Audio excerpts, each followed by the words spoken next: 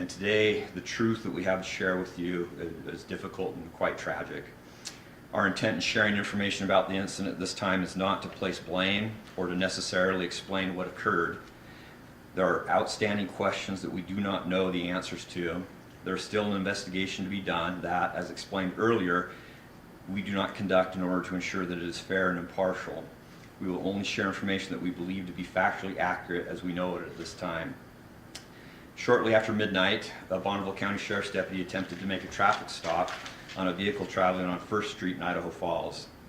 The vehicle came to a stop on the corner of Lincoln Drive just off of 1st Street, and the driver fled from the vehicle on foot into a residential neighborhood.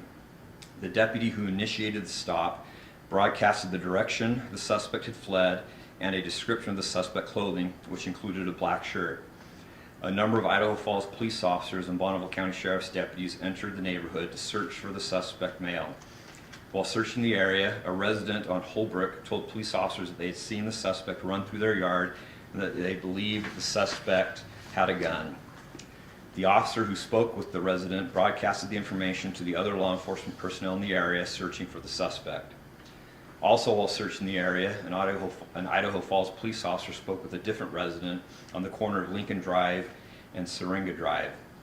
The officer spoke briefly with the resident and informed him that the law enforcement officers were looking for a person that had fled from a traffic stop and that officers and deputies would be in the area for some time. During this time, law enforcement personnel were able to identify the suspect and found that he had multiple warrants for his arrest, including felony battery on an officer and 2 failure to appear warrants with original charges of resisting and obstructing arrest and providing false information to law enforcement. The suspect also had a history of violent interactions with law enforcement. A passenger had been in the suspect vehicle at the time the traffic stop was initiated and remained in the vehicle to speak with law enforcement. The passenger showed law enforcement personnel a message they had received from the suspect, sharing his GPS location with the passenger. Law enforcement personnel utilized this GPS location to determine the location of the suspect, which showed him to be in the backyard of a residence on the corner of Lincoln Drive and Syringa Drive. Linden Drive and Syringa Drive. Officers and deputies surrounded the residence and backyard in order to prevent the suspect from fleeing. Due to the information that the suspect may be armed and a prior history of violence when interacting with police officers, law enforcement personnel entered the location with their service weapons drawn. Officers heard yelling and approached the backyard where they encountered a man wearing a black shirt armed with a firearm. Officers gave instructions for the man to drop the gun.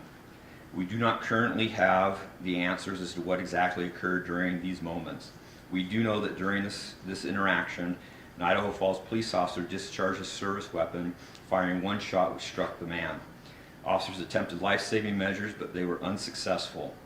Emergency medical personnel from the Idaho Falls Fire Department also responded and were also unable to provide any life-saving aid to the man. Ultimately, officers and deputies determined that the man that had been shot was not the suspect male, but was actually the resident of the address. I just want to make it clear that the person that was shot was not a suspect of any crime and was not the suspect that had fled and was not the suspect we were looking for. It was the homeowner, the resident who was in the house that had been talked to earlier. He'd gone out into the backyard with that gun, and that's where the officers met him, in that backyard. Shortly after the shot was fired, a deputy in the area reported seeing a man running through the area. Officers and deputies tracked this man to a nearby residence where he was found hiding in a shed in the backyard of the residence. This man was positively identified as a suspect male who ran from the traffic stop and was taken into custody.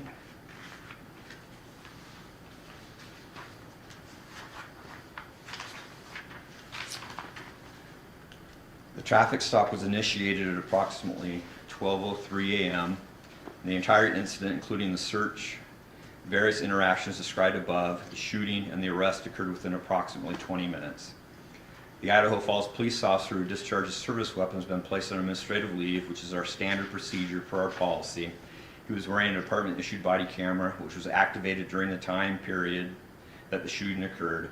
This body camera footage, along with all other body camera or car camera footage from officers on scene during any part of the incident, is in the process of being given to the Eastern Idaho Critical Incident Task Force.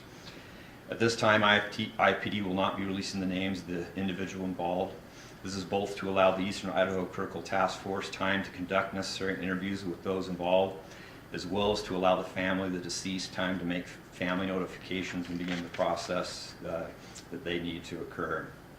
Early this morning through the day, I've spoken with the family of the deceased.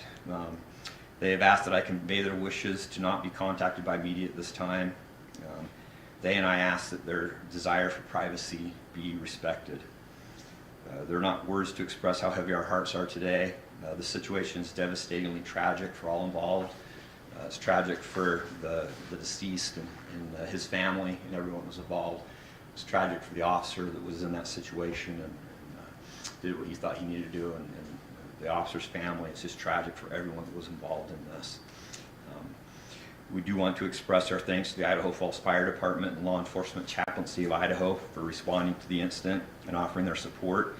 We would also like to thank the Idaho State Police and investigators from other agencies who will be participating in the investigation, and trust that they'll do a very thorough and complete job.